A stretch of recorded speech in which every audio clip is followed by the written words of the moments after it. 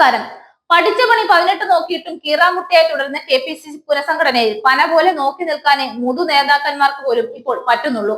കോൺഗ്രസിൽ പുനഃസംഘടന ചർച്ചകൾ ചൂടുപിടിച്ചതോടെ DCC ഭാരവാഹി മാറ്റം നേതൃത്വത്തിന്റെ പരിധിയിൽ ഒതുങ്ങാൻ ഇടയില്ലെന്ന് കൂടുതൽ വ്യക്തമായി.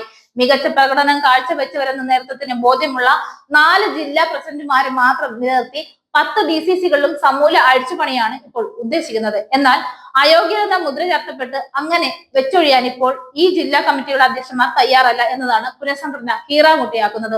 ഒഴിവാക്കപ്പെടുന്ന ജില്ലാ പ്രസിഡന്റുമാരെ നിയമസഭാ തെരഞ്ഞെടുപ്പിൽ പരിഗണിക്കുമെന്ന ഉറപ്പാണ് ആ വിഭാഗവും അവരോടൊപ്പമുള്ളവരും മുന്നോട്ട് വയ്ക്കുന്ന പ്രധാന ആവശ്യം.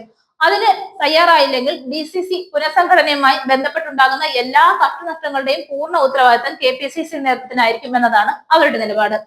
ഇതിൽ പക്ഷമൊന്നുമില്ല. പുറത്താകുമെന്ന് ഏതാണ്ട് ഉറപ്പായിട്ടുള്ള ജില്ലാ പ്രസിഡന്റുമാരൊക്കെ പഴയ ഗ്രൂപ്പ് വൈരം മറന്ന് പൊതുവായ പ്രശ്നം എന്ന പേരിൽ ഒറ്റക്കെട്ടായാണ് നീങ്ങുന്നത്. ഇതുമായി ബന്ധപ്പെട്ട് ചില ഘടകകക്ഷികളുടെ സീറ്റുകൾ നോട്ടമിട്ടുള്ള കരുനീക്കങ്ങളും തുടങ്ങിയിട്ടുണ്ട്.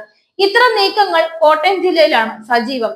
ലോക്സഭാ തെരഞ്ഞെടുപ്പിൽ തോൽവിക്ക് പിന്നാലെ കയ്യാങ്കളി അടക്കം അരങ്ങേറിയ തൃശൂരിൽ 6 മാസമായി പ്രസിഡന്റ് ഇല്ല.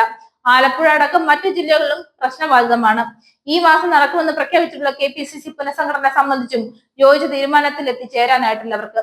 പ്രസിഡന്റായ K സുധാകരനെ അടക്കം മാറ്റിക്കൊണ്ടുള്ള അഴിച്ചുപണിയാണ് വേണ്ടതെന്ന അഭിപ്രായത്തിൽ ഉറച്ചു നിൽക്കുകയാണ് പാർട്ടിയിലെ പുതുതലമുറ നേതാക്കൾ.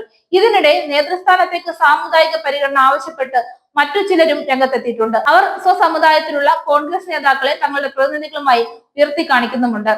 മഹിളാ കോൺഗ്രസ് നേതാക്കന്മാരില്ലേ കോൺഗ്രസിൽ? എന്തുകൊണ്ട് കോൺഗ്രസ് പ്രസിഡന്റ് ആക്കിക്കൂടാ എന്ന് പുറത്തുനിന്നുള്ള അഭിപ്രായങ്ങൾ ഉയർന്നുണ്ട്. ബിന്ദു കൃഷ്ണ, ഷാനിമോൾ ഉസ്മാൻ, ദീപ്തി വർഗീസ് അങ്ങനെ എത്രയെത്ര കരുത്തുറ്റ വനിതാ പ്രവർത്തകരുണ്ട് കോൺഗ്രസിന്. മതം നോക്കിയിട്ടൊന്നും കോൺഗ്രസിന്റെ പ്രസിഡന്റിനെ തിരഞ്ഞെടുക്കേണ്ട കാര്യമൊന്നും ഇപ്പോഴില്ല.